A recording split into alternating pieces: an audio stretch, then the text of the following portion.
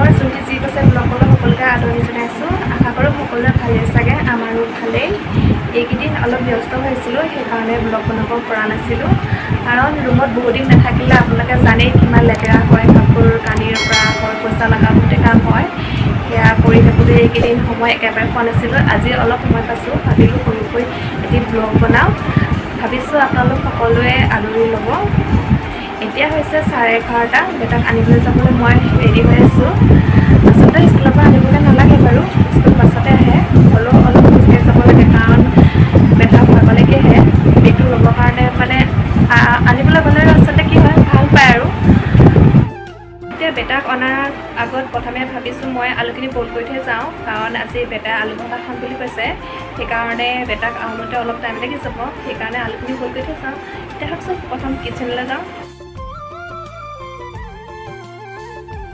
আলু বইল হৈ গ'ল। এতিয়া মই ৰুমৰ পৰা ওলাই আহিছোঁ বেটাক নিবৰ কাৰণে। পাহাৰীয়া এৰিয়া দেখি ৰাস্তাটো বহুতে উঠা নমা হয়, অলপ কষ্ট হয়, কিন্তু অভ্যাস হৈ গৈছে বাৰু। বেটাক স্কুলৰ পৰা আনি মই আলু ভঠা বনাইছোঁ। আচলতে আলু ভঠা ডিজাইন হৈছেনে বাৰু নাজানো বাৰু, হ'লেও বনাবলৈ অলপকৈ চেষ্টা কৰিছোঁ, কাৰণ বেটাই খাম বুলি কোৱাৰ কাৰণে বনাইছোঁ। আচলতে আমাৰ অসমৰ আলু ভঠা খোৱাই নহয় বাৰু। মই এখন আপোনালোকক ধুনীয়া পাহাৰ দেখাম বুলি ভাবিছিলোঁ, কিন্তু ডাৱৰবিলাকৰ পৰা দেখা পোৱা নাই। ইয়াৰ ডাৱৰবিলাক কুঁৱলীৰ নিচিনা লাগে। এতিয়া 4টা বাজিছে, বেটা শুইয়ে আছে। বেটা শুই উঠাই নাই, 2টা বজাতে হোৱা। স্কুলৰ পৰা অহাৰ কাৰণে অলপ ভাগৰো লাগে, সেইকাৰণে শুইয়ে আছে। অনো উঠা, 4টা বাজিলে নহয়, বেটা উঠা উঠা। এয়া আমাৰ ৰাজদ্বীপে বোলে বেবী শুৱাইছে বোলে, নিজে শোৱাৰ কাৰণে বেবীবিলাক কান্দিব, সেইকাৰণে বেবীকো শুৱাই দিছে। এতিয়া প্ৰায় সন্ধিয়া লাগিছে।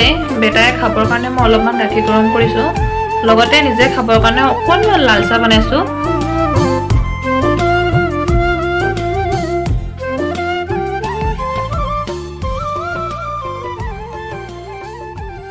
আমাৰ বেটাই এনেদৰে বিস্কুট গাখীৰত ভাঙি খায়, বেলেগ একো দৰকাৰ নাই, মাত্ৰ ৰেগুলাৰ গাখীৰ আৰু মেৰিগোল্ড দৰকাৰ হয়েই। অলপ হেল্ল' কৈ দিয়া।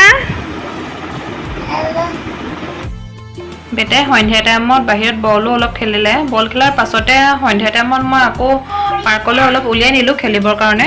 আচলতে পাৰ্কলৈ উলিয়াই নিলে বেটাৰ বেছিয়ে ফূৰ্তি লাগে, কাৰণ লগৰবিলাকো লগ পায়।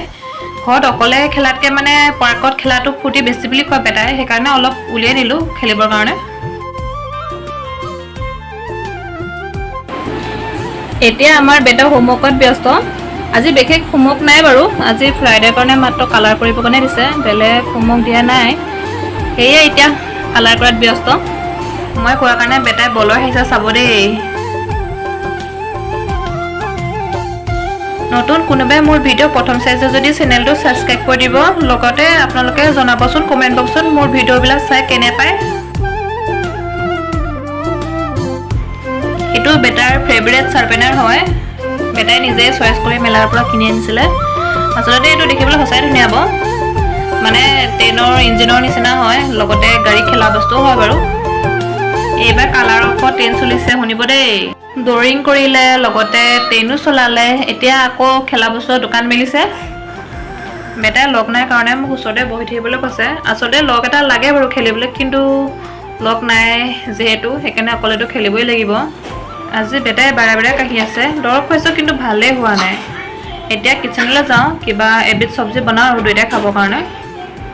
আজি দিনতে মাংস অকণমান অনা হৈছিলে, সেয়াই বনাইছোঁ মছলা নিদিয়াকৈ। বেটা কাহ হোৱাৰ কাৰণে মই মছলা আজি মাংসত নাই দিয়া বাৰু। আজিলৈ বাই বাই, পুনৰ এটা ভিডিঅ' লৈ আকৌ লগ পাম।